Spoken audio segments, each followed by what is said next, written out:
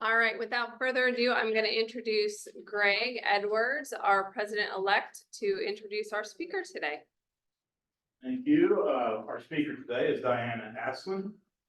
Diana obtained her Bachelor of Arts in Justice, Peace, and Conflict Studies with a minor in Socioeconomic Development from Eastern Mennonite University in 2009, followed by a Master's of Science in Rehabilitation and Counseling from the University of North Texas in 2013.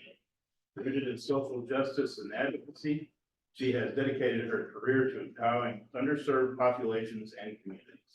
Diana believes that strong communities of care strengthen families, empower children, and creates a foundation in which we all thrive. So without further ado, Diana with CASA of Parker County.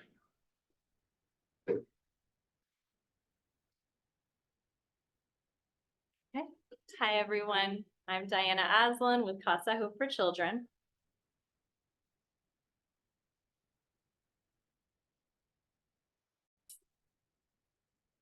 How do I move it? Okay, use the mouse. Okay. Oh, there we go. Oops, I did it too many times.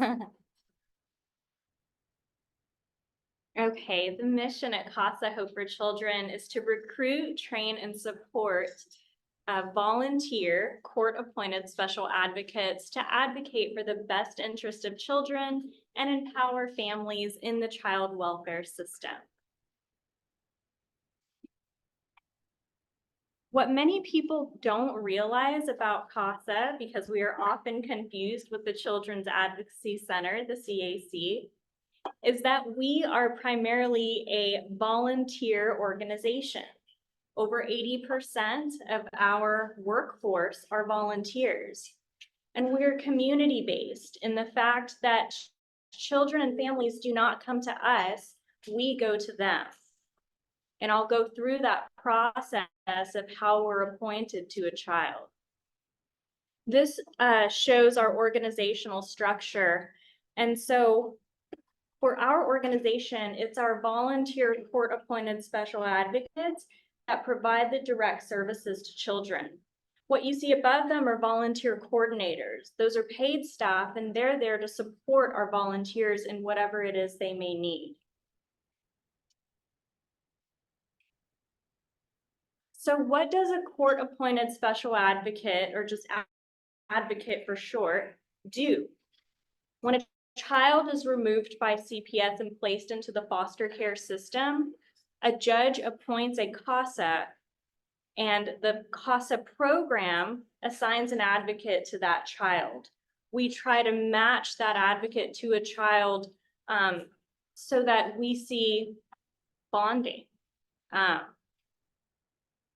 You can see here one of our community members, Peggy Hutton, being sworn in by Judge Martin. All of our court-appointed special advocates serve as guardian ad litem. So we are officers of the court, and we are the eyes and ears of those judges when they're making those difficult decisions as to whether a child should be removed or stay in the home.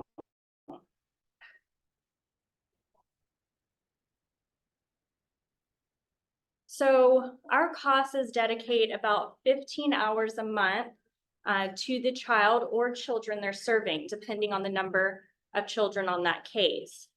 And so that CASA will meet with that child.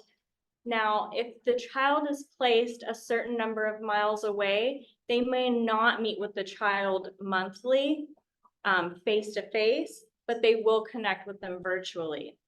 Though I will say most of our advocates do meet with the children face-to-face every month because they feel, especially with younger children, that it's incredibly important to make that face-to-face connection. The CASA also communicates with all parties involved. And so teachers, doctors, foster placements, family, parents, social workers, anyone in that child's life to get the most holistic view of that child. We are gatherers of information.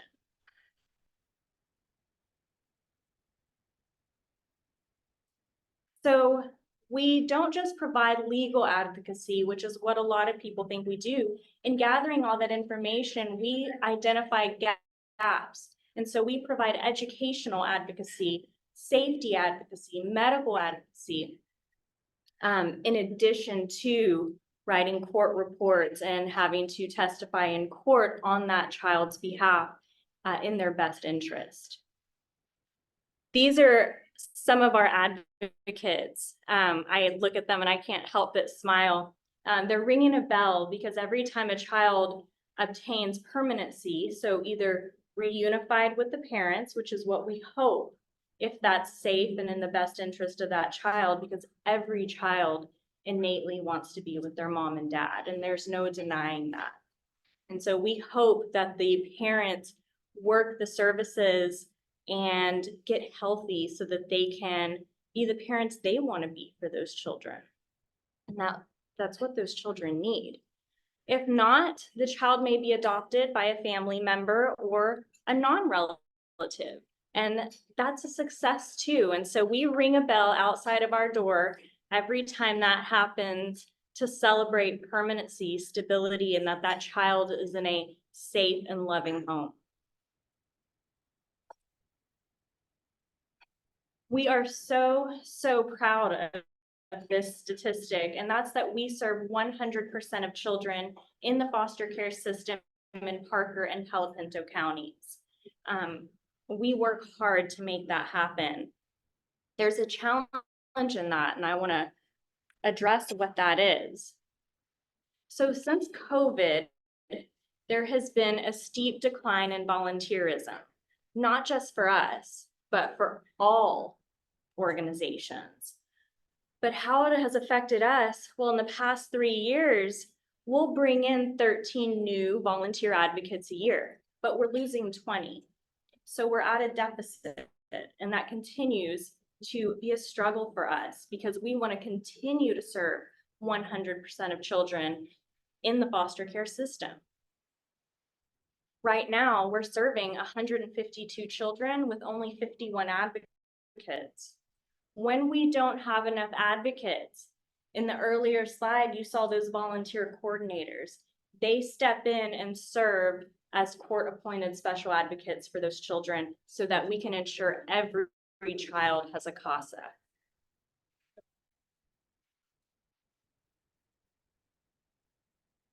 This is just a snapshot of what March looked like for us. And so, as you can see, our child count continues to decline.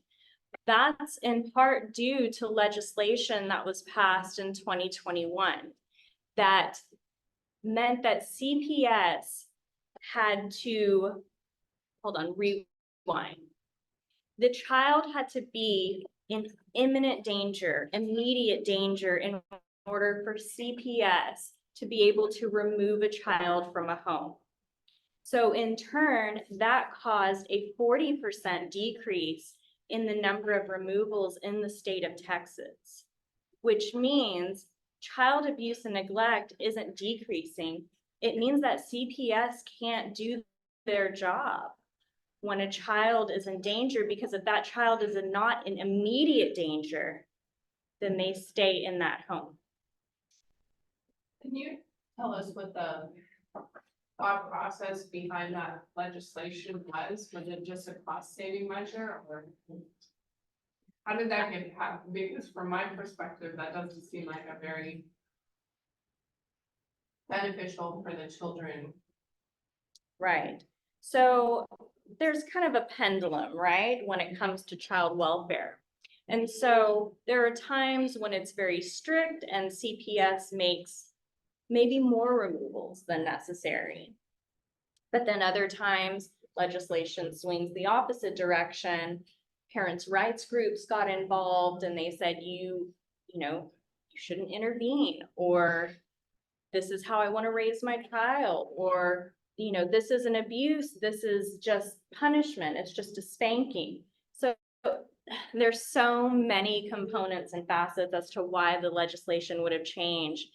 But also in this time period, we transitioned from a state-based, so CPS was the conservator. They had custody of those children after removal. Now it's privatized. So now our community, our kids, is the what's called the SSC, or the community-based care provider, who now is the conservator or has custody of the children in foster care, and they're responsible for the placement of those children.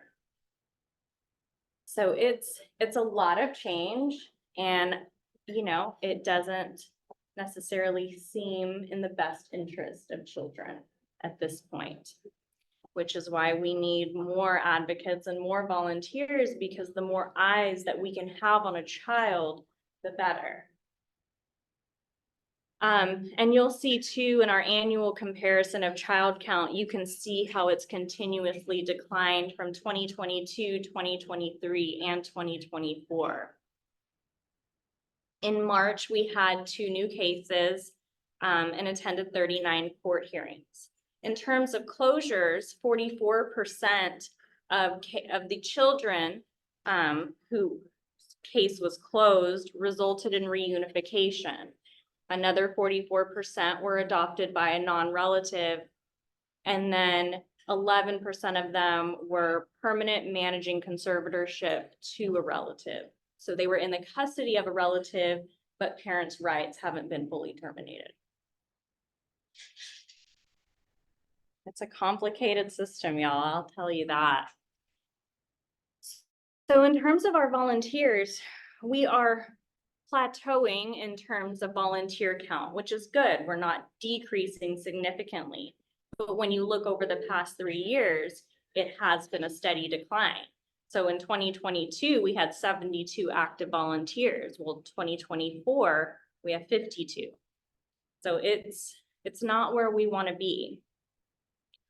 Because the number of children we serve is also decreasing, our volunteer to child ratio isn't terrible. It's a 1-to-3 ratio. We would love it to be 1-to-1 or 1-to-2. But the moment that child removals increase and our volunteer count doesn't increase, that's when we're going to be in a sticky situation. Our volunteers in the month of March drove over 7,000 miles to make child visits. They served or donated 542 hours, and we do require them to complete continuing education, at least 12 hours each year. And in the month of March, they completed 37 hours in some. So we're really proud of them. We have the most dedicated volunteers. Absolutely. Because oftentimes if there's a sibling group, there's one CASA for the entire family, so that child volunteer to child ratio is that per actual like family case or actual children? Actual children. So it's not a terrible ratio now. We just worry that if the child count does increase and our volunteer count does not, that's when we're going to start to really worry. So this shows how our volunteers spend most of their time. And so the larger the circle, the more time that is spent. And as you can see, our volunteers spend most of their time with the children face to face. So that is just getting to know them, speaking with them, letting them know that there's someone who's going to keep showing up for them, someone that cares, someone that's listening.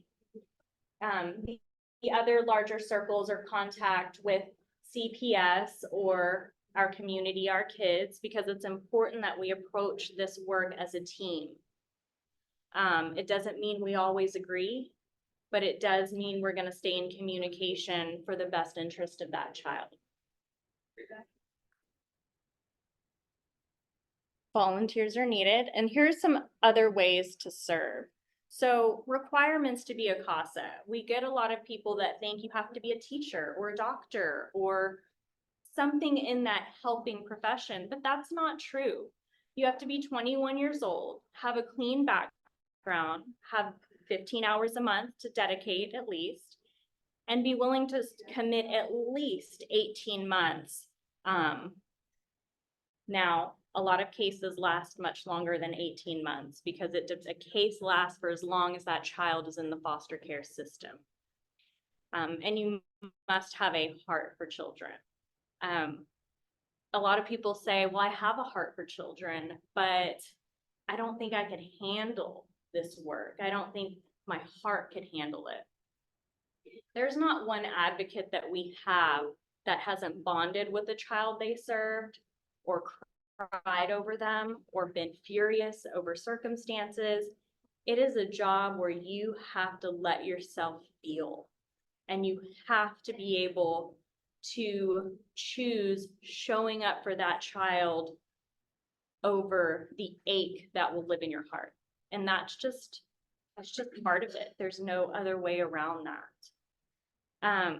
In terms of training, we provide you with 30 hours of pre-service training and at least 3 hours of court observation and the 12 continuing education hours after that person is sworn in to become a CASA. There's also an extensive background check as well.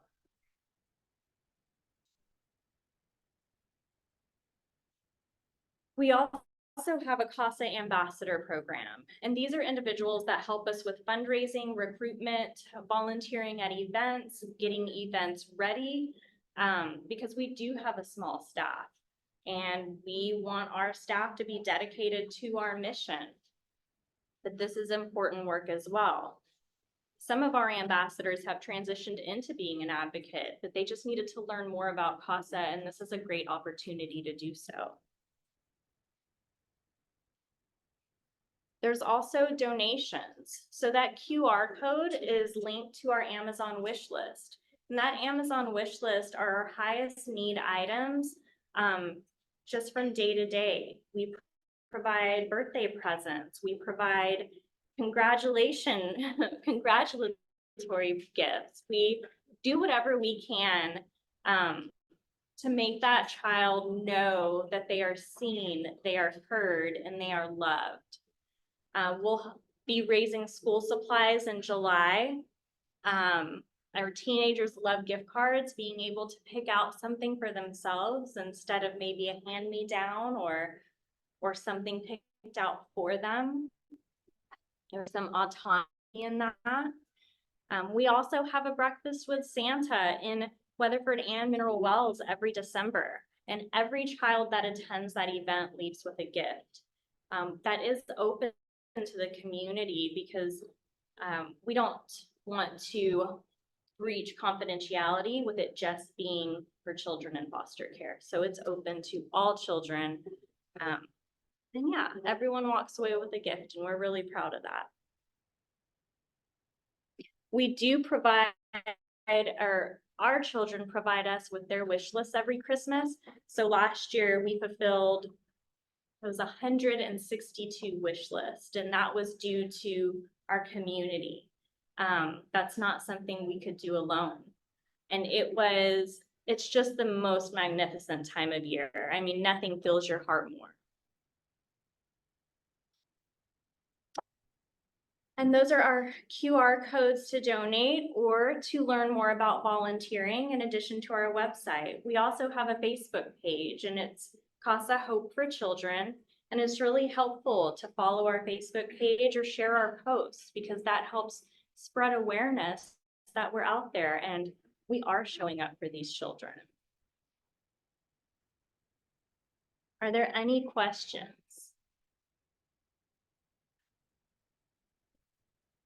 I know it's heavy. Try to keep it light. Sorry, I just get it right into It's, that. it's okay. Do you serve like birth to 18 or what? We do, and some of our children are over the age of 18, but they're still in the foster care system, so extended foster care. But yes, we, from infants, which is, you know, heart-wrenching, all the way up to late teens, so. Yes. What types of things would the volunteers be doing on behalf of the children in court? So our volunteers, we have great judges, and our judges make it a point to always ask the CASA, okay, CASA, what's your perspective? What's your recommendation? Because our CASAs don't have caseloads of 20, you know, they may have one case. And so they know that child. Yeah, compared to maybe a caseworker. And that's not to say, that's not a dig at caseworkers. They have a job to do too, but their caseload is unmanageable in terms of being able to make that deeper connection with that child. It also gives us the opportunity to give our observations of maybe the interaction between the biological parent and the child, or the foster placement and the child. And so, as I had mentioned earlier, we are gatherers of information. And so we only share our first-hand knowledge, not information that has been shared with us. So they do write court reports, and those are submitted to the court, and that is reviewed by the judge, in addition to showing up to court hearings and providing testimony. So I mentioned to Diana before we started the presentation that all my kids are adopted from foster care. And we had a CASA worker assigned to all of them in 2 separate court cases. And the judges really value the input of this impartial person that doesn't have any skin in the game as far as where the child needs to go. So those reports that they write are really important. And our CASA would visit with the kids and sometimes take them to the park or meet them for lunch. Or when my kids were doing sports, sometimes they'd show up at a sporting event to cheer on and support them in that way and establish that relationship. And the other things that she mentioned in terms of like helping get things that they need, and the Christmas party, and the kids always got to do a Christmas list when they were in care, and that helped support the children in that community to get the gifts without causing an extra burden on the foster parents to buy all kinds of things. So they were a great resource. Thank you.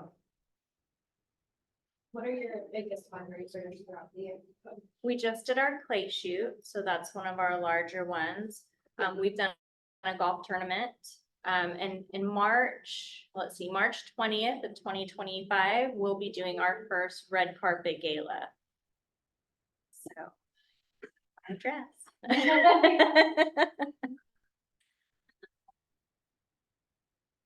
Any other questions? Is it common for one CASA organization to do 2 or 3 counties? Yes, there are 74 CASA programs in Texas. I would say most of us serve multiple counties. Though there are some, and you'll see it in the name. So we used to just serve Parker County, so we were CASA of Parker County. But when we acquired Palo Pinto County, we became CASA Hope for Children. But like CASA of Tarrant County, for example, Tarrant County, the population is so vast, and so they just serve Tarrant County. Right. Thank you.